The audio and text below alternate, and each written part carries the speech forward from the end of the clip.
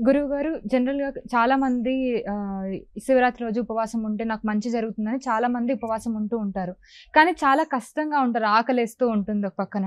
చాలా కష్టంగా ఉంటారు. సో, అలా ఉంటే ఫలితం దక్కుతుందంటారా? ఖచ్చితంగా అమ్మ. కష్టమైన, నష్టమైన, ఇబ్బందైనా ఉంటే ఉన్న ఫలితం దక్కుతుంది. మనకి నచ్చి మంటల్లో వేలు పెట్టినా, నచ్చక మంటల్లో వేలు పెట్టినా కాలుతుంది. ఏవండీ నేను నచ్చకుండా పెట్టాను అయినా ఎందుకు కాలిందంటానికి లేదు. నువ్వు నచ్చి ఉన్నా, నచ్చకుండా ఉన్నా, తెలిసి ఆ రోజు శివరాత్రి అని తెలిసి ఉన్నా, తెలియకుండా ఉన్నా ఉపవాసం చేస్తే ఫలితం వస్తుంది. మనకి శివరాత్రి అని కూడా తెలియక్కర్లేదట. తెలియకుండా ఉపవాసం ఉన్నా, తెలియకుండా జాగరణ చేసినా మనకు ఫలితం వస్తుంది. అదే శివరాత్రి కథ. ఒక బోయవాడు చెట్టు మీదకెక్కి మారేడు చెట్టు మీద కూర్చొని వేటాడదాం అనుకున్నాడు. ఎంతసేపటికి ఒక్క పక్షి కూడా రాలేదు. ఈ 4 జాములు అతను ఓపికగా కూర్చున్నాడు.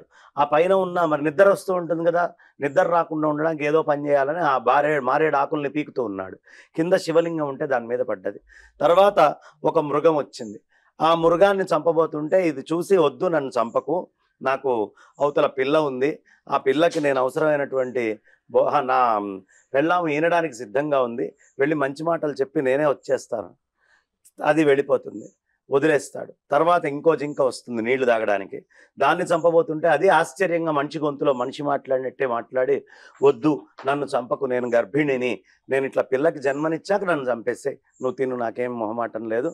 నన్ను ఇప్పుడుకి వదిలేసేయ్. కాసేపట్లో పుడుతుంది." సరే బోయేవాడు దాన్ని వదిలేస్తాడు.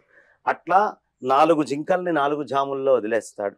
వదిలేశాక ఆ నలుగురే వచ్చి, "ఇది పూర్వజన్మలో ఇట్లా నేను ఈ యొక్క రత్నాన్ని ఇది అని శివుడి దగ్గర ఉండేటువంటి దోషము, ఈ తప్పు చేయటం వల్ల మేము ఇలా పుట్టామని" చెప్పి అతను మరణించంగానే సాయుజ్యం ముక్తి వస్తుంది.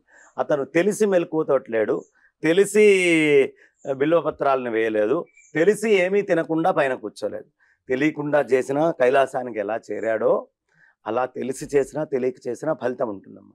అయితే ఉండలేనప్పుడు, చాలా ఇబ్బంది ఉన్నప్పుడు బాలులు కానీ, వృద్ధులు కానీ, ఆతురులు కానీ, అంటే కొంచెం రోగం కానీ, ఇబ్బంది ఏదైనా వచ్చిన వాళ్ళు కానీ, వాళ్ళకి ఎంత మటుకు ఉండగలరో అంత దాకా తీసుకొని ఉండాలి. ఉండగలిగినంత వాళ్ళు ఎంత ఇబ్బందైనా, కష్టమైనా, ఏ విధమైన కష్టపడైనా ఉండడము అనేది మంచిదమ్మా. ఓకే. ఎప్పుడు శరీరానికి ఆ అలవాటు చేయాలి. అన్ని విధాలుగా కూడా గట్టిగా ఉండాలి. మనకి బాగా ఎసిడిటీ ఉంటుంది కడుపులో. ఎసిడిటీకి మందేంటో తెలుసా అమ్మా? 48 గంటలు ఏమి తినకుండా ఉంటే వాడికి ఎసిడిటీ మళ్ళీ లేకుండా పోతుంది. అందుకనే నవరాత్రుల్లో ఉపవాసాలు గానీ, ఈ ఉపవాసాలు గానీ పెద్దలందరూ చెప్పింది ఈ ఎసిడిటీలు, గ్యాస్ట్రిక్ ప్రాబ్లమ్స్ ఇవన్నీ పోవాలి అంటే తినకుండా శరీరాన్ని ఉంచితే అవి పోతాయి కాబట్టే అది మాఘమాసంలో విశేషంగా ఫలం ఉంటుంది అని ఈ మాఘమాసంలో ఇవన్నీ చెప్పారు.